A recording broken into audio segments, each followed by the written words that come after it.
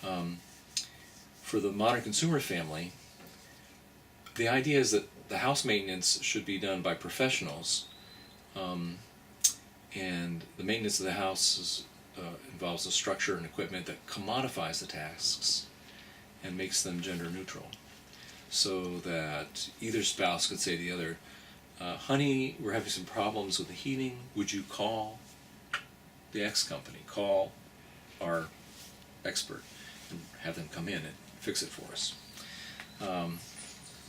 Whereas with the self-reliant Maine Yankees, the idea is that different household members may appropriately have different chores depending on their gifts and their tastes and their age and their skills.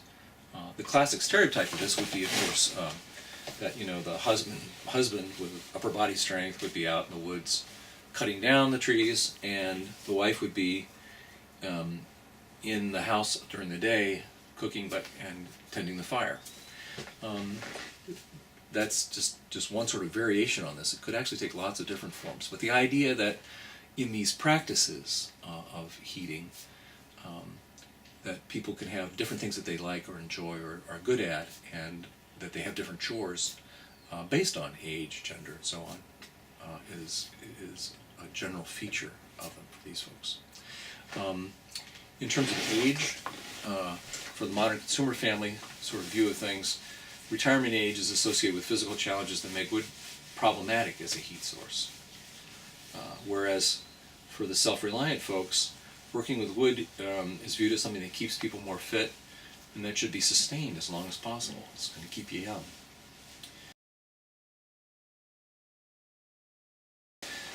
Consumer family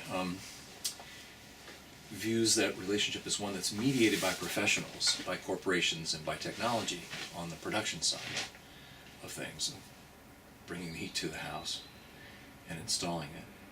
And on the consumption side, they tend to focus on aesthetic observation, interacting by seeing, by touring. They're sort of spectators of things. Whereas for the self-reliant Maine Yankees, their relationship to nature is via interaction, by ready-to-hand experiences, by doing things to nature and with it on the production side. And celebrating direct kind of involvements with the stuff. You know your woods by getting out in it, your woodlot, and by cutting trees down and thinking about how you'll open up the woods so other things can grow well, and clear out bad debris, but leaving some snags for woodpeckers, and thinking about all this in a kind of integrated way as much as you can. And on the consumption side, for these sorts of folks, the Down East Yankees,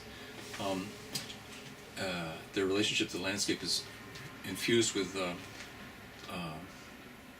production elements that shape the product or the service to special needs and tastes and creative urges of the householder, in the way that they build the fire, for example, and relate to the wood and to the woods and nature through it. They're getting sparks to come out, or fooling with it, or getting it to flame up, or provide a nice hot bed of coals, depending on their own tastes.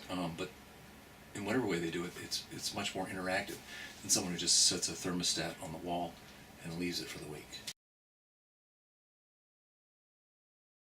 For the self-reliant Maine Yankees, the production process isn't done just by experts and for pay in a market-based commodified system, although that enters into it.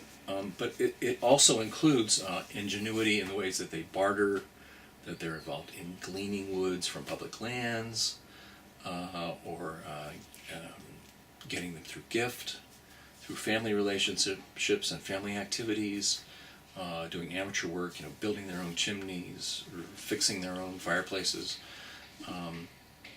getting together with work gangs with other people to cut wood or stack it.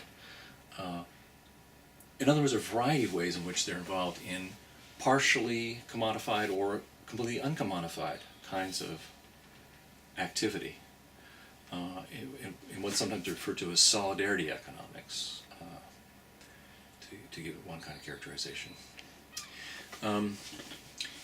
in terms of their relationship to the community, and really sort of ways of knowing, their epistemology, as philosophers would call it. The modern consumers and the self-reliant Maine Yankees also differ in a significant way. For the modern consumers, there's a desire to consult professionals who deliver commodified expert opinion.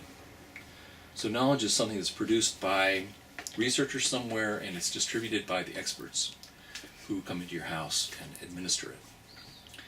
Whereas for the self-reliant Maine Yankees, knowledge is something that's constructed and developed in community with neighbors and friends and family. And through a lot of dialogue, a lot of discussion. As I mentioned earlier, these people tend to really enjoy talking about wood and heating with it. And they'll have a conversation in which I might talk about, well, I was using a lot of this rock maple, you were using some other kind of wood, and then we start to draw a common conclusion. And that move between what I find in my experience and what you find in yours, and then what we together conclude, provides a way of generating a kind of shared body of belief or knowledge, which can become normative. So that at some point you just start to talk about what one does. I stack my wood one way, you stack yours another.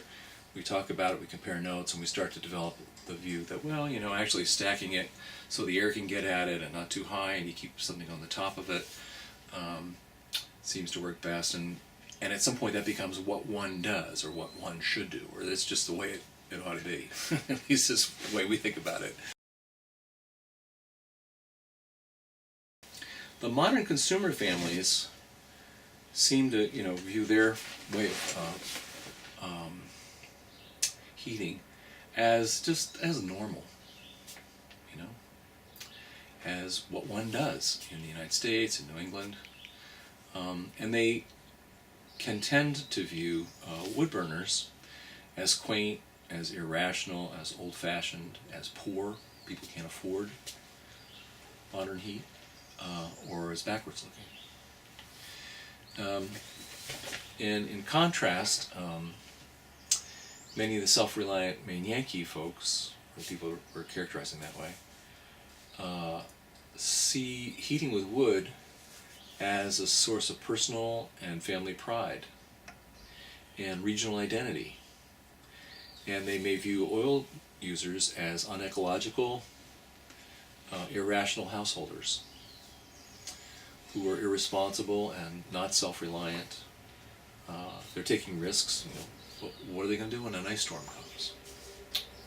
They can't provide their own heat. What are they going to do when oil prices skyrocket? These self-reliant Maine Yankees may also view heating with oil as politically un-American or lacking good earth stewardship because it's not supporting oil independence, not supporting reduced carbon footprint. And some of them also seem to have a significant repugnance for dependency on large corporate entities like Shell Oil or Exxon, or government as well. The modern consumer family folks can vary. Some of them have grown up in Maine with wood culture and they got tired of it. They'll say things like, my family burned wood when I was a kid, and I stacked an awful lot of it, and cut an awful lot of it, and lugged an awful lot of it, and I'm never gonna burn wood again. Right? And then there are other folks who grew up in Maine who burned wood as kids and love it and would never have anything else. And then likewise, you can have people who move in from away, who either bring a oil heat kind of culture with them, or who adapt and adopt the more traditional sort of form of wood burning.